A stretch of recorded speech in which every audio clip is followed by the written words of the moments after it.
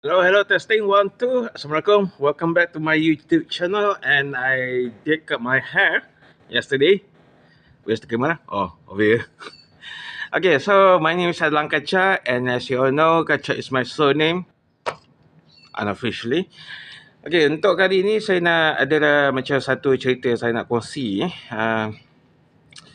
Adanya satu kisah yang di mana ianya secara tidak langsung mengganggu fikiran saya sejak beberapa hari ini. Okay, macam ni. Okay, seperti mana yang majoriti kamu semua telah pun tahu, saya bekerja full time di sebuah syarikat 711. Okay. Kerja di sebuah syarikat yang operasi bisnes awalnya ialah 24 jam. Of course ada shift pagi, shift petang, shift malam, dan ada masa saya shift petang, ada masa saya shift malam. Okay, so dipendekkan cerita, saya cuba untuk straight to the point. Okay, adanya saya bekerja di shift malam ni, di tempat yang saya kerja ni. Kerja di shift malam tak ada apa dah sangat yang something bizarre, something weird, something extraordinary berlaku. Majority tak ada apa sangat lah. Dia pun sebab kawasan tempat saya bekerja ni kawasan perumahan, di mana majoritinya adalah golongan warga emas, middle age. So standard lah. Tapi kadang-kadang tu ada juga golongan orang yang usia 20s, 30s masuk ke kedai waktu melepasi tengah malam. Ada sekali tu, seingat saya, dalam sekitar penghujung bulan Julai tak silap saya, yang di mana kalau bagi tahu waktu saya record video ni, dia boleh dikatakan macam seminggu ke 2 minggu yang lepas lah kan. Ada satu kali tu, saya kerja shift malam. Okay, macam ni. Tempat yang saya bekerja ni tengah kekurangan staff. Oleh kerana kekurangan staff, terpaksalah satu shift tu seorang. Dan kalau anda kata kalau seseorang tu tiba-tiba ambil MC, alamak, terpaksalah OT kan. Staff lain terpaksa OT apa kan.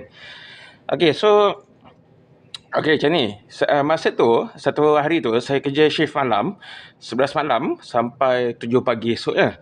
Tak ada apa, pada permulaannya tak ada apa sangat. Semuanya biasa-biasa lah. Saya masuk kerja, kaunter, kalau ada banyak-banyak duit, masuk peti besi kan, whatever. Dan sekali tu, yang saya kata yang satu hari tu kan, by time sekitar 2 pagi, dia bukan exact 2 pagi, tapi dah sekitar 2 pagi, adanya seorang gadis ni, kalau tengok pada rupa dia, saya boleh kata, ni anggaran saya lah kan, she's look like around in early 20s, probably Malays, tinggi dah sekitar 160 cm, something like that, kurus, kulit cerah, dan tidak bertudung. Dia cuma pakai sweater, dan sweater tu dia tutup kepala, dan dia ada bawa beberapa bag yang dia bawa, bag galas. Tak ada pula contoh kat sini. Bag galas tu dibawa beberapa lah. Seingat saya 3 kot, dan setiap satu bag tu nampak macam agak penuh. Okay, sebagai seorang manusia biasa, of course pada saya dia nampak pelik lah. Seorang wanita yang kurus, kecil, bawa beberapa bag, 2 pagi seorang-seorang kan. Tapi sebagai seseorang yang tengah bekerja, saya tak nak lah mudah-mudah jaga tepi kain orang kan. So saya buat bodoh lah. Kemudian dia masuk, yang pertama sekali apa yang saya pelik, bila dia masuk, okay, kalau korang pernah masuk kedai 711, korang akan sedarkan adanya satu pintu ni yang kata dilarang masuk untuk staff saja kan. Okay, so pertama sekali apa yang saya sedar yang pelik pasal dia masuk dengan 3 beg yang penuh dengan tak tahu pakaian ke apa kan. Dia letak beg dia tu, ketiga beg dia berdekatan dengan pintu staff tu. That's it. She's not staff. Dia bukan staff lah. Dia bukan pekerja. Tapi dia letak beg tepi pintu tu. Kedua, dia pergi ke kaunter, ialah nak beli something kan. Tapi dia, perkara kedua yang saya sedar dia pelik, yang peliknya pasal dia beli tu pakai chewing gum, satu pack kecil tu, yang ada beberapa, kan chewing gum kalau kita buka ada macam satu slice kan, beberapa slice. Dia beli tu je. Kalau takat nak beli itu saja, kenapa dia nak susah payah letak beg yang kat belakang? Kemudian kan? Kenapa tak dia tak letak beg kat pintu depan tu kan? Kemudian dengan secara sopannya saya tak naklah bersikap macam jaga tepi kaya orang kan. Jadi saya tanya pada dia. Okey puan, so ada apa-apa lagi? Okey, saya tanya macam tu. Ada apa-apa lagi? Dengan kata lain, saya macam curious lah nak tahu apa cerita. Tapi bila saya tanya dia, sambil saya tanya dia tu, apa yang saya sedar, dia jadi macam tengok kiri kanan. Dia macam dalam keadaan insecure, dalam keadaan macam agak takut. Saya pun dah risau lah ni. 2 pagi, saya seorang lah. Kan, mana tahu dia, saya pun risau juga kan. Mana tahu dia ada apa-apa ilmu black magic kan. Aduh, tak pasal-pasal jadi kes saya kan. Lepas tu something dia seingat saya dia minta nak pinjam pakai telefon saya kot. Dia kata dia cakap something tertinggal phone kat rumah. Okey, kalau ada seseorang macam tengah rushing tertinggal barang, it's okay, normal. Tapi fikir logik lah, kita dalam kehidupan in a modern daily life, modern life, right? Kita sebagai yang tinggal di dunia moden, orang dewasa of course bawa handphone. Tak kisahlah Android ke Apple ke iOS ke, yang siapa pembangkal, orang dewasa tinggal dekat kawasan bandar adalah bawa phone kan. Tapi ini dia gaya seakan macam dengan sengajanya dia tinggalkan phone kat rumah, tak bawa phone dia. Okey dah, kira macam saya okeylah, baik hati lah bagi phone saya untuk dia call someone. Okey, so bila dia dah ambil phone saya, nak call, dia ada buat keluar satu helai kertas dengan ada nombor telefon orang. Ni cara macam berbalik pada 30 tahun dulu. Okey, pada mungkin korang sesiapa pernah pakai public phone kan, dia style macam tu lah, bawa kertas, tulis, dia dial. Nak call orang, orang yang dia call tu tak jawab.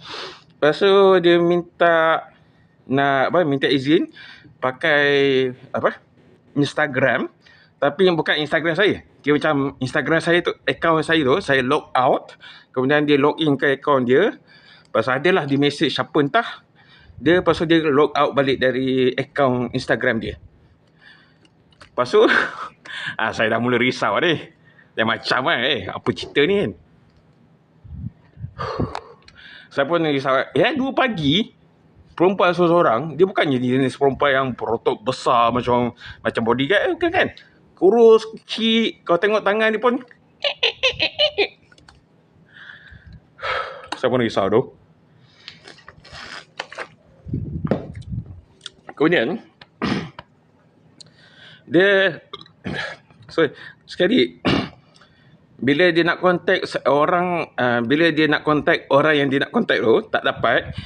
Lepas tu dia once more dia sekali lagi dia minta tolong saya. Tapi apa yang saya ingat, dia tanya, kalau dia macam ni, dia tanya macam ni, kalau saya nak minta tolong boleh tak? Saya pun dah risau apa yang dia nak minta tolong sampai ke tahap dia tanya macam tu. Dia tanya macam ni, kalau saya nak minta tolong boleh tak? Dia tanya macam tu.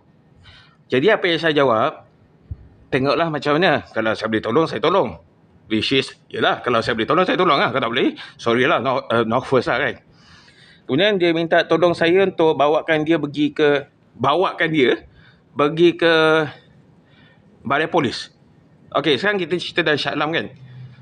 Shah Alam yang area Section 2 tu. Okey, so saya beritahu dia, saya on the shift dan saya tak boleh nak senang-senang tinggalkan kerja dah kan. Jadi apa yang saya boleh buat ialah saya boleh tolong panggilkan Grab untuk dia dan saya boleh tolong bayarkan untuk dia dari tempat saya kerja kat 711 itu pergi ke balai polis Section 9. I don't know what the case are. I don't know what her problem are. But she said somewhere between the line that she ran away from her house. Something like that. Okay, saya sebagai manusia biasa, saya pun curious lah, apa cerita kan? Apa cer? Tapi of course, sebagai seseorang yang tak ada kaitan dengan dia dan juga nak jaga professionalism, saya tak banyak tanya lah. Jadi apa yang saya buat, saya panggilkan Grab. Bila driver Grab tu dah sampai, saya beritahu pada Grab driver tu, saya kata, okay, saya panggil Grab ni under account saya, di bawah account saya, dan saya boleh bayarkan yang via online payment, dan minta tolonglah bawakan dia pergi ke Balai Polis Seksyen 9. Ini pun satu cerita ni. Jap. Yang biasa okey, bila kita pakai Grab ni, kita boleh tengok peta. Okey, kita boleh tengok live feed di mana driver tu dari sini ke sini. Kalau driver tu slow, kita boleh tahu. Kalau driver tu cepat, kita boleh tahu. Kalau driver tu sampai kat traffic light, dia berhenti, kita pun boleh tahu, kan? Apa yang saya sedar, okey, pada mulanya ni, okey, no problem. Tapi by the time bila driver tu dah sampai dekat dengan Balai Polis tu, dia macam, kalau tengok kat peta tu tinggal macam 50 meter lagi, 70 meter, driver tu berhenti. Lama. Saya risau lah, mungkin line phone saya ni masalah apa kan. Lepas tu, ada kot macam 3 minit, 5 minit, dia macam berhenti sekejap. Lepas tu sambung. Sampai kat depan pagar utama Balai Polis Seksyen 9. Okey. Okey, lepas dah berhenti tu, dia bukannya terus drop off lepas dah. Tak. Driver tu macam, dia dah dekat-dekat tapi tak sampai. Dia macam tinggal lagi 10 meter, kan, 8 meter lagi. Tunggu lama saya. Saya dah risau lah. So dalam Grab tu, saya message driver tu, saya tanya, ada apa cerita? Driver tu tak balas. Senyap mah. Tapi Grab ni, dia punya syarikat tu overall, kalau ada apa-apa masalah, diorang punya customer service akan contact kita sebagai customer, tanya apa cerita. Okey, saya dipendekkan cerita lah. Saya beritahu, soalnya saya tengah bekerja, saya panggil Grab untuk yang driver untuk orang lain kan. Dan okey, long story short, dipendekkan cerita, sekarang dah pun 12 minit something. Okey, daripada yang saya panggil dari tempat saya bekerja tu pergi ke Seksyen 9 kan, itu basically dah selesai. Kemudian apa yang berlaku, driver tu bawa si gadis itu daripada Seksyen 9 pergi ke Balai Polis Seksyen 6. Tapi itu oleh kerana telah dikira sebagai satu dikira asing, jadi yang bayar tu bukan saya lah. Yang daripada tempat saya kerja pergi Seksyen 9, saya bayar. Tapi dari Seksyen 9 ke Seksyen 6, itu orang lain bayar. So, bila dipendekkan cerita, Grab driver tu, dia call saya. Dia kata sebenarnya okey, tak masalah. Si gadis pun ada masalah, dia sendiri yang ada masalah. Kemudian dia katanya, kes yang si gadis itu nak buat report, itu kena buat report di Seksyen 6. Apa beza Balai Polis Seksyen 9, Seksyen 6 saya tak pasti.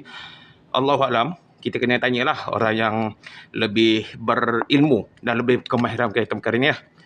Dan apa yang saya ingat, si driver tu kata, ni apa yang saya ingat lah. Driver tu kata, selamatlah dia jumpa awak.